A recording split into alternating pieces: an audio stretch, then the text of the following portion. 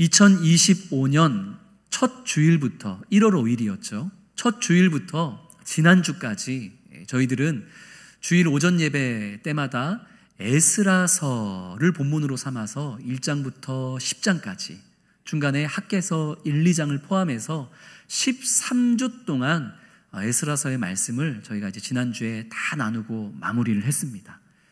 지난주에 책거리라도 좀 했었어야 되나 이런 생각을 제가 한번 해보긴 했는데, 성도님들 혹시 이 에스라서가 처음 시작했을 때 그 에스라서를 시작하는 이스라엘 백성들의 상황이 어땠는지 혹시 기억하시나요? 제가 어렸을 때 버스를 잘못 타고 가서 내려서 길을 잃어버리고 엉엉 울면서 그 길을 잃어버린 아이가 그냥 어딘지 모를 곳을 향해서 막 걸어갔었던 그 제 경험을 빗대어서 에스라서를 시작할 때의 이스라엘의 상황이 길을 잃어버린 상황이었다. 나라도 잃어버렸고 삶과 신앙의 구심점이 되었던 성전도 완전히 무너졌고, 또 현실은 어땠습니까? 저 외국에 포로로 잡혀가서 아무런 자유도 누리지 못하고 억압되어 포로 생활을 하고 있었던 그런 최악의 현실과 실상이 에스라서를 시작했었을 때의 이스라엘 백성들의 상황이었습니다. 말 그대로 최악의 상황과 그 환경, 그런데 그 속에서 내가 너희와 함께하리라, 내가 너희를 지키리라, 내가 너희를 반드시 다시 돌아오게 할 것이며 회복시키리라, 약속하셨던 하나님의 그 말씀이 하나님의 선한 손의 도우심 안에서 어떻게 성취가 되고 이루어져 가는지 우리는 13주의 시간을 통해서 에스라 1장부터 10장까지의 말씀을 통해서 함께 살펴보았던 것이죠. 어쨌든 간에 주일 예배를 통해서 에스라서를 2장부터 마지막까지 싹 한번 살펴봤으니까 이제 당분간 에스라는 쳐다도 안 봐야 되겠다, 혹시 그렇게 생각하는 우리 성도님들 계신 건 아니시겠죠? 나는 원래 한 번 본 영화는 두 번은 안 본다, 나는 원래 재방송은 안 본다. 사실 제가 조금 그런 주의기는 한데, 그러나 성경은 다릅니다. 성경은 보고 또 봐도 늘 새롭고, 보고 또 볼 때마다 놀라운 은혜의 자리로 더 깊고 넓게 우리를 인도해 가는 것이 바로 성경의 은혜임을 깨닫는 우리 성도님들 되시기를 소망합니다. 그래서 제가 성도님께 제안 드리는 것은, 주일 예배를 통해서 에스라서의 말씀을 나누는 것은 일단 끝이 났지만 이제는 개인적으로 다시 한번 에스라서를 1장부터 10장까지 차근차근 그 설교 말씀을 기억하시면서 또 말씀을 묵상하시면서 하나님께서 주시는 또 다른 감동과 도전과 그 은혜들을 더 깊이 있게 누리시고 또 그것을 더 생생하고 세밀하게 삶으로 살아내는 그런 우리 모든 성도님들이 되시기를 주님의 이름으로 축원합니다. 주중에 교회에서 우리 몇 분의 성도님을 제가 만났는데 한 두어 분의 성도님이 제게 질문하시는 거예요. 목사님, 이제 주일 예배 때 에스라서가 끝났으니까 이제 우리 다음 주부터는 주일에 어떤 성경 말씀을 나눠요? 하고 궁금해 하시더라고요. 우리 성도님들도 궁금하신가요? 별로 안 궁금해 하시지만 그래도 저는 말씀을 드리려 합니다. 일단 사순절 마지막 5째 주일인 오늘과 그리고 다음 주 종료주일 그리고 부활주일까지는 3주간은 이 사복음서의 말씀을 통해서 예수님의 마지막 행적과 그리고 마지막까지 우리에게 주셨던 교훈과 지혜를 사복음서를 통해 3주간 나누려 하고, 부활절이 끝난 다음부터는 4월 넷째 주부터는 고린도 전서의 말씀을 1장부터 이제 순서대로 차근차근 또 준비해서 우리 성도님들과 함께 주일에 말씀의 은혜를 나누고자 합니다.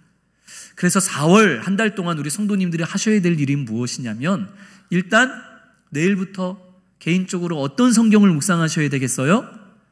에스라서 말씀을 이제 다시 한번 개인적으로 묵상하시면서 주신 은혜를 복습하시는 거예요.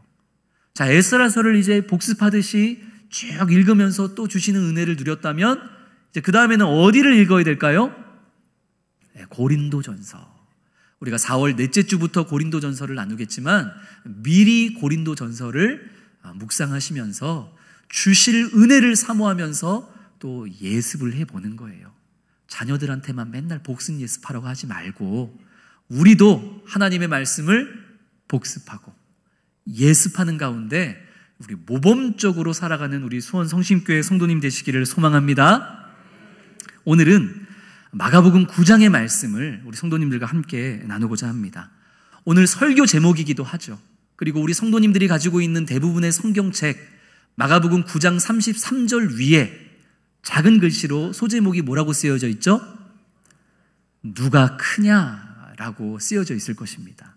누가 크냐? 제가 개인적으로 세상에서 제일 싫어하는 말이에요. 크냐? 작냐? 이런 거 물어보는 건 너무 싫어해요.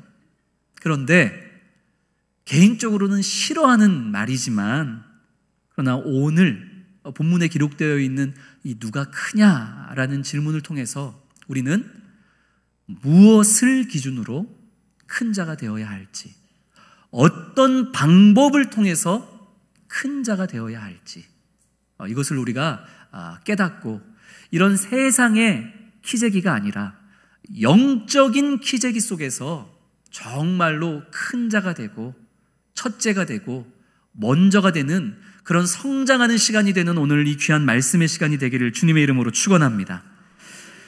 제자들과 함께 길을 걸어가시던 예수님께서 제자들에게 아주 중요한 말씀 하나를 하십니다. 마가복음 9장 30절 그리고 31절 말씀을 우리 화면을 보면서 쉬운 성경 번역으로 같이 읽겠습니다.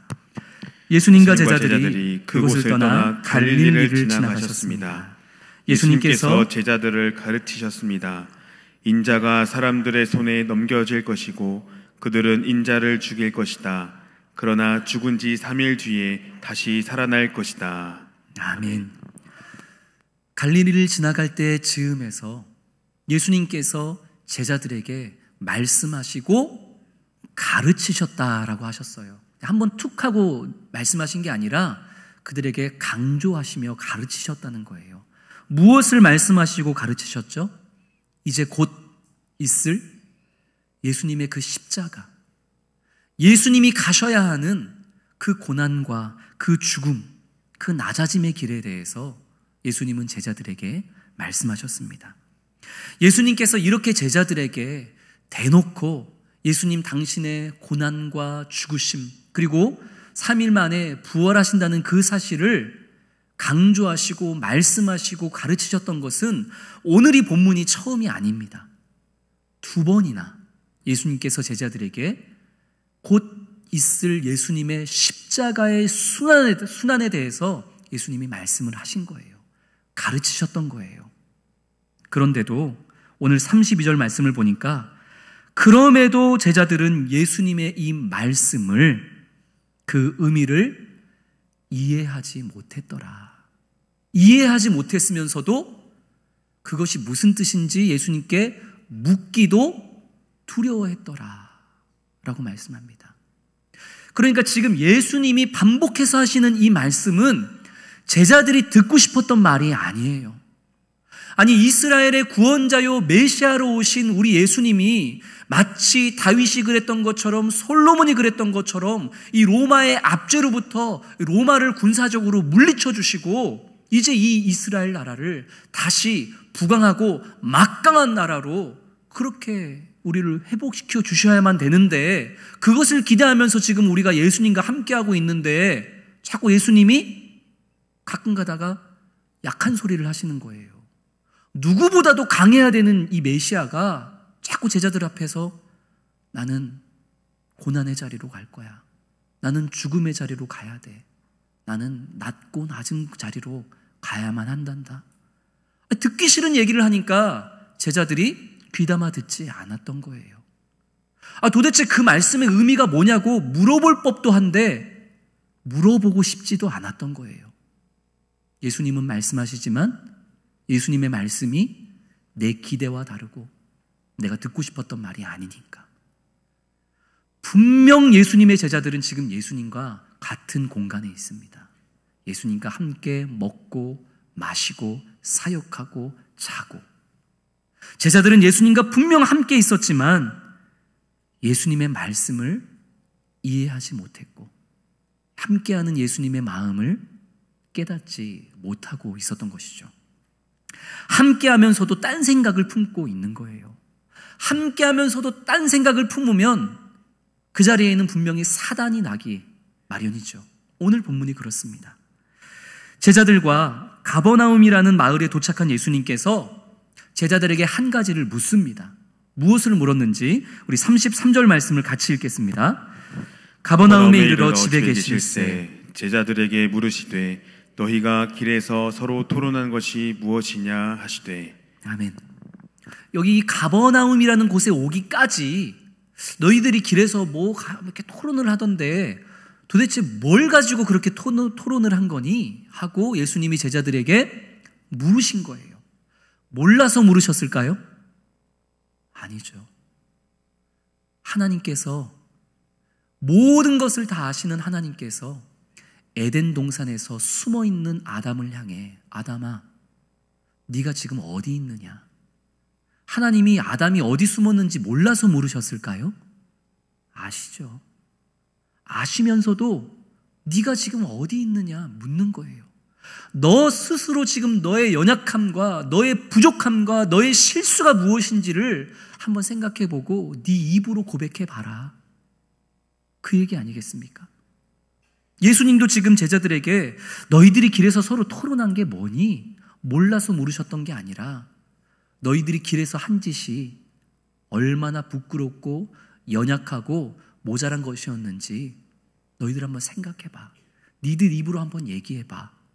기회를 주고 계시는 것이죠. 예수님의 이 질문에 제자들이 찔렸는지 34절 말씀을 보니까 제자들이 어떤 반응을 보이죠?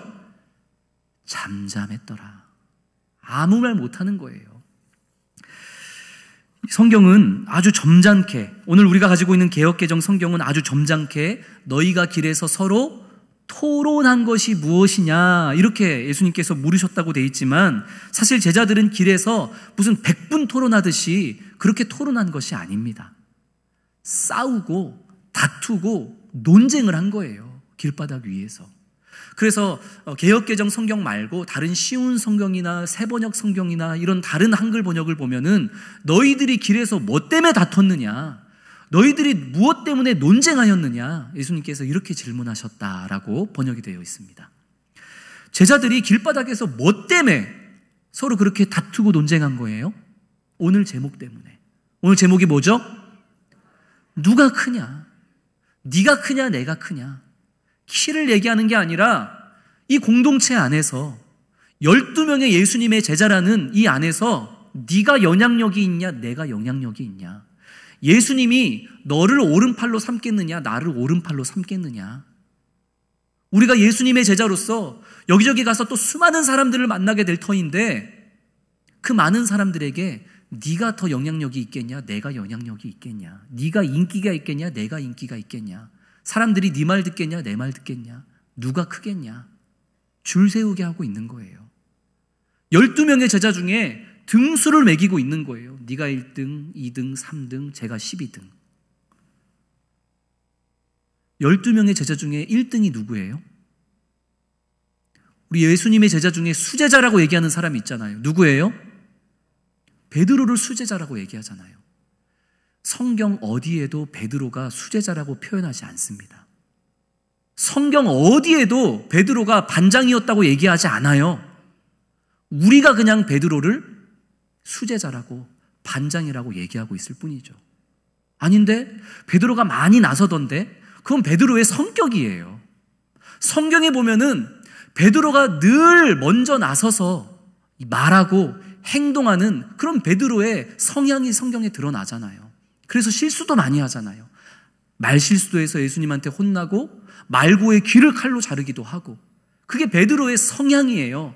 반장이라서 자꾸 나섰던 게 아니고 예수님의 특별한 수제자라서 나섰던 게 아니에요. 성경은 어디에도 예수님의 제자들을 1등부터 12등까지 줄 세우지 않습니다. 누가 줄 세우고 있는 거예요? 자기들끼리 줄 세우고 있는 거예요. 네가 크냐 내가 크냐, 네가 1등이냐 내가 2등이냐. 그런데 너무 가슴이 아픈 것은 제자들이 그 길바닥 위에서 너냐 나냐 서로 논쟁하고 다투고 있을 때, 아니 그 직전에 예수님께서 제자들에게 무엇을 말씀하셨죠? 이제 예수님이 가셔야 하는 그 고난의 길, 그 십자가의 길, 죄인을 구원하기 위해서 내가 죽어야만 하는 세상에서 가장 낮고 낮은 자리로 가셔야 하는 예수님의 길에 대해서 제자들에게 말씀하셨잖아요. 스승은, 예수님은 낮은 자리로 이제 내가 가노라 말씀하고 계시는데, 정작 제자들은 누가 크냐, 높아지는 길, 명예와 권력을 얻는 길, 자기 만족의 길, 자기 명예의 길, 그 길을 가지고 서로 다투고 싸우고 있으니 그 모습을 보는 예수님의 마음이 과연 어떠셨을까요? 한 번도 아니고 두 번이나 예수님이 가셔야 하는 그 낮아짐의 길에 대해서, 예수님만이 아니라 제자들과 함께 나아가야 하는 그 낮아지는 섬김의 길, 그 죽어짐의 길을 향해서 우리가 가야 한다고 그렇게 가르치셨는데, 그 예수님 앞에서 네가 크냐 내가 크냐 싸우고 있으니 그 모습을 보는 예수님의 마음은 과연 어떠했을까요? 사실 공동체 안에서 상호 간의 크고 작음과 높고 낮음의 줄을 명확하게 세우는 일은 남녀노소, 나라와 문화를 넘어서 우리에게는 너무나 자연스럽고 익숙한 일입니다. 그게 사실 일하기도 편하고 생활하기도 편하기 때문이에요. 우리가 어느 공동체에 가든지 저 사람이 큰지 저 사람이 큰지 우리가 한번 이렇게 줄을 세워보고 거기에 달라붙어야 우리의 삶이 편해지는 것을 우리는 이미 삶을 통해서 너무나 익숙하게 체험하고 있기 때문입니다. 그래서 우리가 살아가면서, 사회생활하면서 가장 많이 듣는 이야기 중에 하나가 뭐예요? 뭐를 잘 서야 삶이 편하다? 줄을 잘 서야 된다. 어느 사회를 가든지, 교회를 가든지, 학교를 가든지, 직장을 가든지 제일 먼저 해야 되는 게 뭐라고 배워요? 줄을 잘 서라. 딱 봐서 저 사람이 영향력이 있는지, 저 사람이 영향력이 있는지, 누가 1등인지 누가 꼴등인지 잘 판단하고 큰 자에게 붙어라. 그래야 너도 큰 자가 될 수 있고 영향력 있는 사람이 될 수 있고 네 삶이 편해질 수 있다. 줄을 잘 서라. 누가 큰지 잘 판단해라. 이게 우리가 사회를 통해서 배우는 지혜입니다.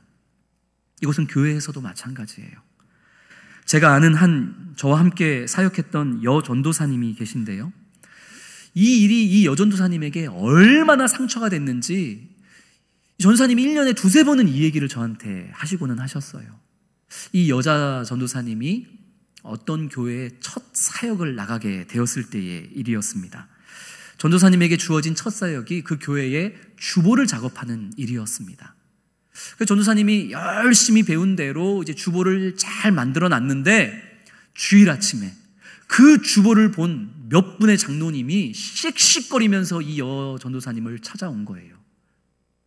무슨 일인고 했더니 이 여자 전도사님이 주보에 기재되는 장로님들의 이름을 가나다 순으로 기재를 한 거죠.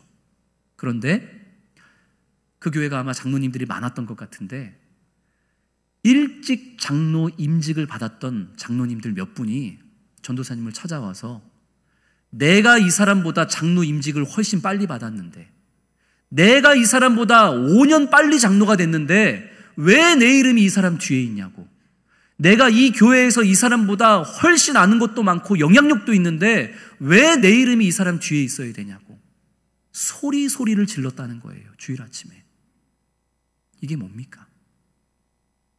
예수님은 지금 그런 너를 구원하기 위해서 내가 죽음의 길로, 고난의 길로, 십자가의 길로, 낮고 낮은 길로 내가 나아가고 있단다 말씀하고 계시는데, 그 예수님 앞에서 여전히 네가 크냐 내가 크냐, 이 교회와 공동체 안에서 내 영향력이 어떠냐, 그걸 자랑하고 있는 거예요. 그걸 강조하고 있는 거예요. 제자들의 모습과 오늘 이 시대 이 교회 안을 살아가는 우리의 모습이 크게 다르지 아는 것이죠.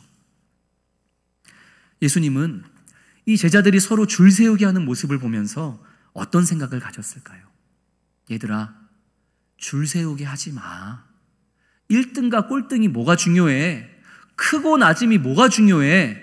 먼저와 나중이 뭐가 중요해? 예수님이 그렇게 말씀하셨을까요? 그렇진 않습니다. 예수님은 공동체 안에 먼저가 되고 나중이 되는 것, 첫째가 되고 꼴찌가 되는 것, 큰 자가 되고 작은 자가 되는 것, 이것 자체를 예수님이 부정하지는 않으셨어요. 다만 제자들과 같은 세상의 방법과 세상의 기준으로 그렇게 줄 세우는 것은 옳지 않고 하나님 나라의 방법, 하나님의 그 은혜의 질서 안에서 우리가 큰 자가 되고 그리고 첫째가 되는 것, 이런 새로운 관점을 오늘 예수님께서 말씀을 통해 제자들에게 교훈하시는 것 뿐이었습니다. 우리 함께 35절 말씀을 화면을 보면서 쉬운 성경 번역으로 같이 읽겠습니다. 예수님께서는 앉으셔서 12 제자를 부르셨습니다. 그리고 말씀하셨습니다. 누구든지 첫째가 되려면 다른 모든 사람보다 나중이 되어야 하고 모든 사람의 종이 되어야 한다. 아멘. 네. 예수님이 말씀하셨죠. 누구든지 첫째가 되려고 하면 안 돼라고 말씀하셨어요? 아니에요. 예수님 뭐라고 말씀하셨어요? 누구든지 첫째가 되려면, 되라는 얘기예요? 말라는 말이에요? 되라는 말이에요. 누구든지 첫째가 되려면 되라는 거예요. 첫째가 되어야만 한다는 겁니다. 다만 세상의 기준처럼 돈 많은 사람, 권력 있는 사람, 인기 있는 사람, 능력 있는 사람, 좋은 학교 나온 사람, 이런 세상의 기준을 가지고 첫째가 되고 먼저가 되고 큰 자가 되려 하지 말고 하나님 나라의 질서에 따라서, 은혜의 질서에 따라서 첫째가 되어야 한다. 그 기준이 뭐예요? 우리가 너무 잘 알고 있잖아요. 모든 사람보다 나중이 되는 것, 모든 사람의 종이 되는 것, 이것이 하나님 나라와 은혜의 질서 안에서 뭐가 되는 거다? 첫째가 되는 거다. 큰 자가 되는 거다. 말씀하시는 것이죠. 우리는 이미 그걸 알고 있습니다. 섬김의 자리로 내려가야, 헌신과 희생의 자리로 내려가야, 무언가를 소유하려고 발버둥치기보다는 하나님의 나라와 복음을 위해서 나의 것을 내어놓아야, 경쟁에서 그냥 이기려고 하기보다는 또 선한 일을 위해서 내가 질 줄 알아야, 그것이 하나님 나라 안에서, 은혜의 질서 안에서 이기는 것이고 먼저가 되는 것이고 첫째가 되는 것이다. 적어도 오늘 이 자리에 나와서 예배하는 성도님들 중에 이걸 모르시는 분은 없을 거예요.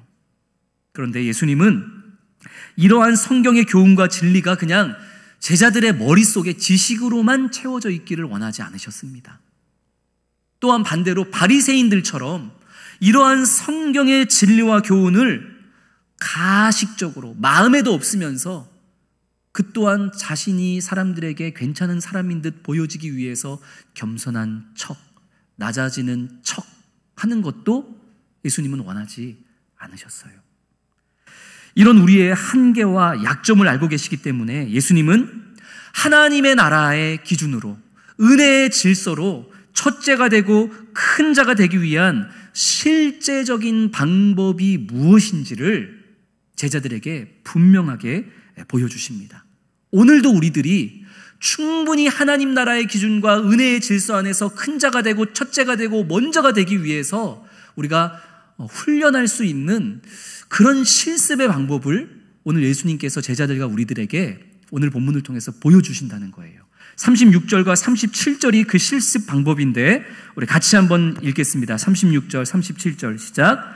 어린아이 하나를 데려다가 그들 가운데 세우시고 안으시며 제자들에게 이르시되 누구든지 내 이름으로 이런 어린아이 하나를 영접하면 곧 나를 영접함이요 누구든지 나를 영접하면 나를 영접함이 아니요 나를 보내신 이를 영접함이라. 아멘. 자, 예수님께서 이렇게 하면 돼. 내가 하는 대로만 따라하면 하나님 나라의 기준과 은혜의 질서 안에서 너희도 첫째가 되고 먼저가 될 수 있어. 따라해봐. 그러면서 이제 예수님이 보여주신 거예요. 실습을 한번 보여주신 거예요. 어떻게 하래요? 어린아이 하나를 데려다가 그 공동체 안에 딱 세워놓고서는 안아준 거예요. 그 어린아이를. 그리고 그 어린아이를 온 마음을 다해 영접하는 거예요. 이렇게 하기만 하면 주님의 나라 안에서 첫째가 되고 큰 자가 될 수 있대요. 어려워요, 쉬워요? 어려워요, 쉬워요? 쉽잖아요. 우리 교회 안에서 저 로비에서 우리 조그만 아이들이, 그 어린아이들이 막 뛰어다니면 누가 시키지 않아도 그 아이들을 그냥 가서 그냥 세워주고 안아주고 주머니에 뭐라도 있으면 그냥 막 다 꺼내주고 싶고 정말 온 맘 다해서 이 아이를 영접해주고 싶지 않으세요? 이게 뭐가 어려워요?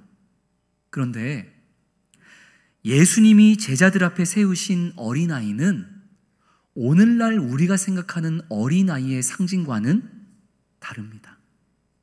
오늘날의 어린아이 하면은 순수하고 사랑스럽고 소중하고 깨물어주고 싶고, 이게 우리가 생각하는 어린아이의 모습이죠. 그러나 예수님 시대의 어린아이는 그런 의미가 아닙니다. 예수님이 지금 예수님과 제자들 그 한가운데에 세우신 어린아이는 당시 사회에서 무시당하는 존재였습니다. 힘도 없고 지위도 없고 권리도 없고 낮고 궁핍한 존재. 여기 있는 사람들 숫자를 셀 때 어린아이들은 세지도 않았어요. 사람 취급도 하지 않았다는 뜻입니다. 무엇도 기대가 되지 않는 존재. 내가 저 사람을 도와서 나한테 무슨 유익이 있을까 싶은 존재. 할 수만 있다면 그냥 가까이 하고 싶지 않고 내 갈 길 가고 싶은 그런 존재. 그런 존재가 예수님 시대에 누구라고요? 어린아이였던 거예요. 지금 우리가 생각하는 어린아이들 막 사랑스럽고 깨물어주고 싶고 그런 아이들을 잘 세워주고 그런 아이들을 안아주고 그런 아이들을 영접해라, 그런 의미가 아니라 예수님 시대의 그 어린아이들과 같이 오늘날 이 시대에 소외당하고 어려움을 당하고 사회로부터 아무런 힘도 못 쓰고 가진 것 없고 아무리 생각해봐도 내가 저 사람과 함께 동행하고 저 사람을 도와준다 할지라도 뭐 딱히 나한테 도움이 될 것 같지 않은 바로 그런 존재들. 우리 주변에 있는 그런 존재들을 우리가 찾아가서 이 공동체 안에 세워주고 그들을 안아주고 그들을 온맘 다해 마음으로 받아들이고 영접할 때에 이것을 훈련하면 너희도 하나님의 나라 안에서, 은혜의 질서 안에서 첫째가 되고 큰 자가 될 수 있다. 이게 예수님이 친히 보여주신 실습 방법인 거예요. 영접하다라는 이 사전적 정의는 우호적인 마음으로 손님을 정성을 다해 진실되게 기쁘게 맞이함, 이게 영접하다의 의미입니다. 억지스럽고 기계적으로 가식적으로 이렇게 그냥 친한 척하고 안아주는 거, 그게 아니라 마음에도 없는 용서를 하고 진실되지 않은 섬김의 모습을 보이고 더럽고 치사해서 그냥 내가 진다, 내가 져준다, 이런 마음이 아니라 오늘 우리 할렐루야 찬양대가 고백한 것처럼 사도 바울이 그렇게 고백했잖아요. 난 지극히 작은 자, 죄인 중에 괴수. 그리고 자신을 또 뭐라고 표현하죠? 무익한 자. 이 세 개를 합쳐놓으면 이게 바로 예수님이 그 앞에 세우신 어린아이가 되는 거예요. 지극히 작은 자, 죄인 중에 괴수, 말썽만 피우고 도움이 되지 않는 자들, 문제만 일으키는 자들, 그래서 피하고 싶은 존재들, 무익한 사람들. 이게 지금 예수님이 그 앞에 세운 어린아이의 존재예요. 그런데 그런 사도 바울과 그런 우리들을 예수님께서 온 마음을 다해서 기쁘고 즐겁게 영접해 주시고 자신의 생명을 내어주셨던 것처럼 우리도 예수님의 그 진실된 마음으로 우리 주변에 있는 그 어린아이를 찾아내서 발견해서 그들을 우리 공동체 안에 세워주고 그들을 안아주고 그들을 예수님처럼 영접하라는 거예요. 진실되게, 가식적으로 말고, 바리새인처럼 말고, 그것을 우리가 기도하고 그것을 우리가 훈련하며 나아갈 때에 우리 모든 성도님들은 하나님 보시기에 첫째가 되고 큰 자가 되고 먼저가 될 줄로 믿습니다. 그런 훈련으로 우리가 부단히 노력하며 살아갈 때에 나중에 우리 성도님들과 제가 하나님 앞에 나아갔을 때 주님이 우리를 향해 참 잘하였도다. 착하고 충성된 종아. 네가 내가 보여준 대로 참 열심히 실습을 해서 이 하나님 나라에서 이 은혜의 질서 안에서 정말 큰 자가 되고 첫째가 되었구나. 우리 모든 성도님들이 이런 칭찬을 받는 우리 모든 성도님들 되시기를 주님의 이름으로 축원합니다. 말씀을 맺겠습니다. 사랑하는 성도 여러분, 오늘 말씀처럼 이 은혜의 질서 안에서 정말 큰 자가 되고 모두가 첫째가 되는 이 일에 열심을 쏟아내는 우리 성도님들 되시기를 소망합니다. 많은 성도님들이 오해하는 게 있어요. 교회에서는 큰 자가 되려고 하면 안 돼. 교회에서는 먼저가 되려고 하면 안 돼. 교회에서는 첫째가 되려고 하면 안 돼. 그거 교만한 거야. 이거 오해입니다. 오늘 말씀을 보세요. 자, 교회 안에서 큰 자가 되고 첫째가 되고 먼저가 되는 거 해야 됩니까? 말아야 됩니까? 해야만 해야 됩니다. 해야만 합니다. 중요한 건 그게 세상의 기준이 되어서는 안 된다는 거예요. 하나님이 보여주시고 예수님이 친히 그 어린아이를 세우시면서 우리에게 교훈하셨던 바로 그 은혜의 질서로 우리가 모두 첫째가 되고 큰 자가 되기 위해서 서로 사랑으로 아름답게 경쟁해 나아가며 믿음의 공동체를 이루는 우리 수원성심교회 되기를 주님의 이름으로 축원합니다. 오늘 말씀